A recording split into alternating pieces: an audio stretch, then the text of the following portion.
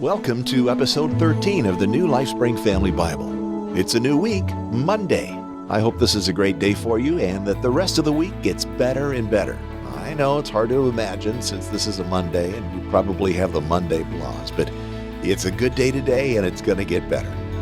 Okay, today Abraham is tested as we read Genesis 21 and 22 from the New Century Version. Genesis chapter 21. The Lord cared for Sarah as he had said, and did for her what he had promised. Sarah became pregnant and gave birth to a son for Abraham in his old age. Everything happened at the time God said it would. Abraham named his son Isaac, the son Sarah gave birth to. He circumcised Isaac when he was 8 days old, as God had commanded. Abraham was 100 years old when his son Isaac was born. And Sarah said, "God has made me laugh. Everyone who hears about this will laugh with me. No one thought that I would be able to have Abraham's child, but even though Abraham is old, I have given him a son." Isaac grew, and when he became old enough to eat food, Abraham gave him a great feast. But Sarah saw Ishmael making fun of Isaac. Ishmael was the son of Abraham by Hagar, Sarah's Egyptian slave. So Sarah said to Abraham, "Throw out this slave woman and her son. Her son should not inherit anything. My son Isaac should receive it all." This troubled Abraham very much, because Ishmael was also his son.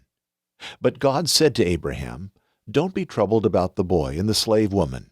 Do whatever Sarah tells you. The descendants I promised you will be from Isaac. I will also make the descendants of Ishmael into a great nation because he is your son too." Early the next morning, Abraham took some food and a leather bag full of water. He gave them to Hagar and sent her away. Carrying these things and her son, Hagar went and wandered in the desert of Beersheba.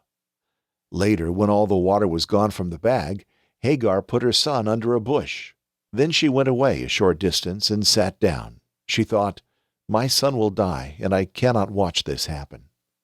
She sat there and began to cry. God heard the boy crying, and God's angel called to Hagar from heaven. He said, "What is wrong, Hagar? Don't be afraid. God has heard the boy crying there. Help him up and take him by the hand. I will make his descendants into a great nation." Then God showed Hagar a well of water. So she went to the well and filled her bag with water, and gave the boy a drink. God was with the boy as he grew up. Ishmael lived in the desert and became an archer. He lived in the desert of Paran, and his mother found a wife for him in Egypt. Then Abimelech came with Phicol, the commander of his army, and said to Abraham, "God is with you in everything you do. So make a promise to me here before God that you will be fair with me and my children and my descendants. Be kind to me and to this land where you have lived as a stranger, as kind as I have been to you." And Abraham said, "I promise." Then Abraham complained to Abimelech about Abimelech's servants who had seized a well of water. But Abimelech said, "I don't know who did this. You never told me about this before today." Then Abraham gave Abimelech some sheep and cattle, and they made an agreement. Abraham also put 7 female lambs in front of Abimelech. Abimelech asked Abraham, "Why did you put these 7 female lambs by themselves?" Abraham answered, "Accept these lambs from me to prove that you believe I dug this well." So that place was called Beersheba, because they made a promise to each other there. After Abraham and Abimelech made the agreement at Beersheba, Abimelech and Phicol, the commander of his army, went back to the land of the Philistines. Abraham planted a tamarisk tree at Beersheba and prayed to the Lord, the God who lives forever. And Abraham lived as a stranger in the land of the Philistines for a long time. Genesis chapter 22. After these things, God tested Abraham's faith. God said to him, "Abraham?" And he answered, "Here I am." Then God said, "Take your only son Isaac, the son you love, and go to the land of Moriah. Kill him there and offer him as a whole burnt offering on one of the mountains I will tell you about." Abraham got up early in the morning and saddled his donkey. He took Isaac and 2 servants with him. After he cut the wood for the sacrifice, they went to the place God had told them to go. On the third day, Abraham looked up and saw the place in the distance. He said to his servants, "Stay here with the donkey. My son and I will go over there and worship, and then we will come back to you." Abraham took the wood for the sacrifice and gave it to his son to carry, but he himself took the knife and the fire. So he and his son went on together. Isaac said to his father Abraham, "Father?" Abraham answered, "Yes, my son." Isaac said, "We have the fire and the wood, but where is the lamb we will burn as a sacrifice?" Abraham answered, "God will give us the lamb for the sacrifice, my son." So Abraham and his son went on together and came to the place God had told him about. Abraham built an altar there. He laid the wood on it, and then tied up his son Isaac and laid him on the wood on the altar. Then Abraham took his knife and was about to kill his son. But the angel of the Lord called to him from heaven and said, "Abraham, Abraham."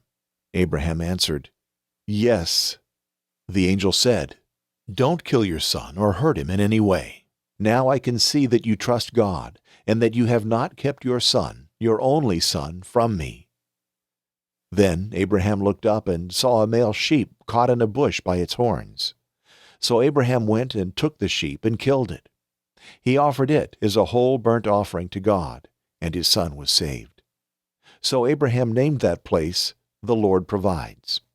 Even today people say, "On the mountain of the Lord it will be provided." The angel of the Lord called to Abraham from heaven a second time and said, "The Lord says, because you did not keep back your son, your only son, from me, I make you this promise by my own name. I will surely bless you and give you many descendants. They will be as many as the stars in the sky and the sand on the seashore, and they will capture the cities of their enemies. Through your descendants, all the nations on the earth will be blessed because you obeyed me." Then Abraham returned to his servants. They all traveled back to Beersheba, and Abraham stayed there. After these things happened, someone told Abraham, "Your brother Nahor and his wife Milcah have children now. The first son is Uz, and the second is Buz. The third son is Kemuel, the father of Aram. Then there are Kesed, Hazo, Pildash, Jidlaph, and Bethuel. Bethuel became the father of Rebekah. Milcah was the mother of these 8 sons, and Nahor, Abraham's brother, was the father. Also Nahor had 4 other sons by his slave woman Reumah. Their names were Tebah, Gaham, Tahash, and Maacah. May God bless the reading of His Word. Man, what a test. Notice that we have no evidence that Abraham argued with God. I'm not sure I'd be able to obey that easily. How about you? Also, how old do you think Isaac was? When you see this story unfold in your imagination, how old does Isaac look? I think most of us see him as a young boy. Would you believe that commentators deduce that he was somewhere between 18 and 37 years old? Now remember, Abraham was 100 when Isaac was born, so if he had wanted to, Isaac could have easily resisted this whole thing. So this was also a test of Isaac's faith, wasn't it? If you'd like to chime in on this, if you'd like to discuss the episode, join the Lifespring Media Facebook group. As I record this, the History Channel show The Bible finished airing about an hour ago. We had a really good discussion about the show there at the Facebook group, and you know what? I suggest you check it out. Add your own opinion. By the way, our newest member is Jamie Mazza, another longtime Lifespring listener. Welcome aboard, Jamie. And you know something? I'm noticing a trend here. We're getting mostly old-timers that are joining the Facebook group, which tells me that, hey guys, spread the word about the podcast. Tell your friends about it. Let's get some new people listening. A way you can help us to add new people is to go over to iTunes and post a comment there on the Lifespring Family Bible. I'd appreciate it, and that'll help new people find it. So anyway, that's the podcast for today. Until tomorrow, may God bless you richly. I'm Steve Webb.